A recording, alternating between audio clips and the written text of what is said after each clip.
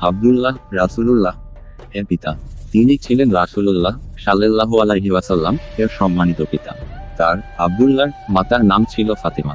তিনি ছিলেন আমর বিন আয়ুব বিন ইমরান মাখজুম বিন ইয়াকজাহ বিন মুরার কন্যা। আব্দুল মুত্তালিবের সন্তানগণের মধ্যে আব্দুল্লাহ ছিলেন সবচাইতে সুন্দর এবং সর্বোত্তম চরিত্রের অধিকারী। তিনি ছিলেন পিতার অত্যন্ত প্রিয় পাত্র। তার লকব বা উপাধি ছিল জবিহ।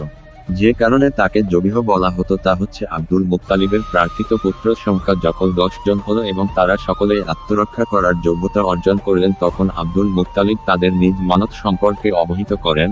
তাদের পক্ষ থেকে একজনকে আল্লাহর নামে উৎসর্গ করার ব্যাপারে তারা সকলেই এর প্রস্তাবে স্বীকৃতি জ্ঞাপন করেন। কথিত আছে, আব্দুল মুত্তালিব ছেলেদের মধ্যে কাকে কোরবানি করা যায় এ ব্যাপারে লটারি করলেন। লটারিতে আব্দুল্লাহর নাম উঠল, অথচ তিনি ছিলেন তার সবচেয়ে প্রিয় পাত্র। এমত অবস্থায় আব্দুল মুত্তালিব বললেন, হে আল্লাহ, সেই নাকি 100 উট। অতঃপর আবার আব্দুল্লাহ ও 100 উটের মধ্যে লটারি করলে 100 উটের নাম উঠল।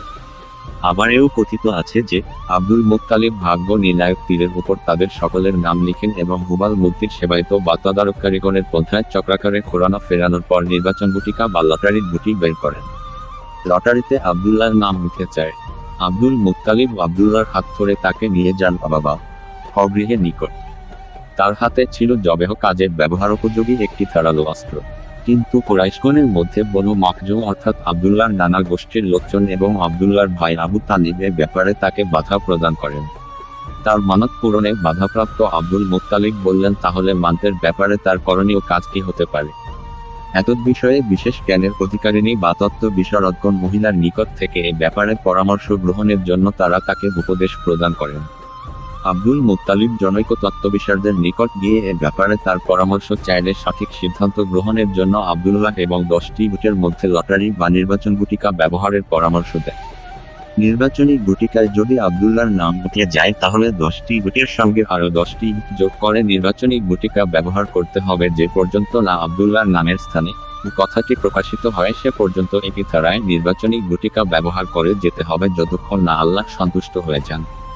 তারপর উটের যে সংখ্যা নির্ধারক নির্বাচনী গুটিকা ব্যবহার করা হবে সেই সংখ্যক উট আল্লাহর নামে উৎসর্গ করতে হবে।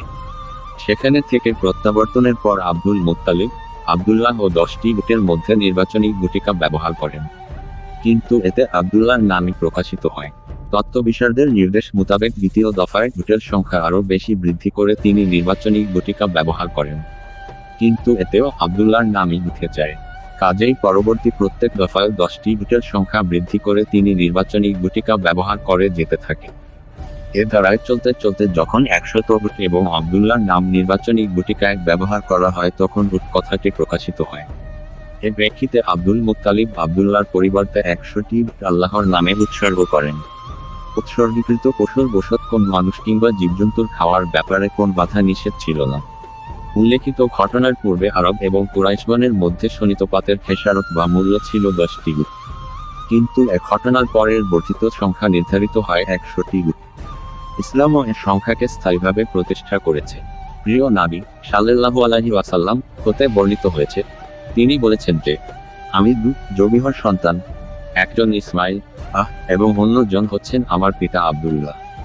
78 আব্দুল মুত্তালিব স্বীয় সন্তান আব্দুল্লাহর বিবাহের জন্য আমিনাহকে মনোনীত করেন। তিনি ছিলেন ওয়াহাব বিন আব্দে মানাফ বিন জুরা বিন কিলাবের কন্যা। বংশ পরম্পরায় এবং মর্যাদার দিক দিয়ে তাকে কুরাইশ গোত্রের মধ্যে উন্নত মানের মহিলা ধরা হতো। তার পিতা ছিলেন বিখ্যাত বনু জুহরা গোত্রের দলপতি। বিবাহের পর আমিনাহ মক্কায় স্বামীর গৃহে আগমন করেন এবং স্বামীর সঙ্গে বসবাস করতে থাকেন। কিন্তু অল্প দিন পরে আব্দুল মুত্তালিব ব্যবসা উপলক্ষে খেজুর আনয়নের উদ্দেশ্যে আব্দুল্লাহকে মদিনা প্রেরণ করেন। তিনি সেখানেই মৃত্যুবরণ করেন। কোন কোন চরিত্রবিদ বলেন যে ব্যবসায়ের উদ্দেশ্যে আব্দুল্লাহ সামদেশে গমন করেছিল। এক কুরাইশ কাফেলার সঙ্গে মক্কা প্রত্যাবর্তনের পথে তিনি অসুস্থ হয়ে পড়েন ও মদিনায় অবতরণ করেন। সেই অসুস্থতার মধ্যেই সেখানে তিনি মৃত্যুবরণ করেন। নাবেগাজা দীর বাড়িতে তার কাফন দাফনের ব্যবস্থা করা হয়। সেই সময় তার বয়স হয়েছিল 25 বছর। অধিক সংখ্যক ইতিহাসবিদদের অভিমত হচ্ছে তিনি পিতার মৃত্যু সময় জন্মগ্রহণ করেননি। আর অল্প সংখ্যক ঐতিহাসিকের অভিমত হচ্ছে পিতার মৃত্যুর 2 মাস পূর্বেই নবী কারীম সাল্লাল্লাহু আলাইহি ওয়াসাল্লাম জন্মগ্রহণ করেছিলেন। 79 যখন তার মৃত্যু সংবাদ মক্কায় পৌঁছল তখন আমিনা অত্যন্ত মর্মস্পর্শী ভাষায় একটি শোকগাথার আবৃত্তি করেছিল। শোক গাথাটি হচ্ছে: তারকা চিহ্ন তারকা চিহ্ন, তারকা চিহ্ন তারকা চিহ্ন, তারকা চিহ্ন তারকা চিহ্ন, তারকা চিহ্ন তারকা চিহ্ন। অর্থ: বাধার জমিন হাশিমের পুত্রকে হারালো, সে চিৎকার ও গোলমালের মাঝে সমাধিতে শোকস্বপ্নবৎ পরিতৃপ্ত হয়ে গেল। মৃত্যু মানুষের মধ্যে ইবনে হাশিমের মতো কোন ব্যক্তিকে ছাড়া নয়। কতই দুঃখজনক ছিল যখন সেই সন্ধ্যায় লোকেরা তাকে মৃতের খাটে উঠিয়ে নিয়ে যাচ্ছিল। যদিও মৃত্যু এবং মৃত্যুর ঘটনাবলী তার অস্তিত্বকে শেষ করেছে, তবুও তার উন্নততর চারিত্রিক বৈশিষ্ট্যসমূহকে মুছে ফেলতে পারবে না। তিনি ছিলেন বড়ই দয়াবান এবং কোমল অন্তঃকরণের অধিকারী।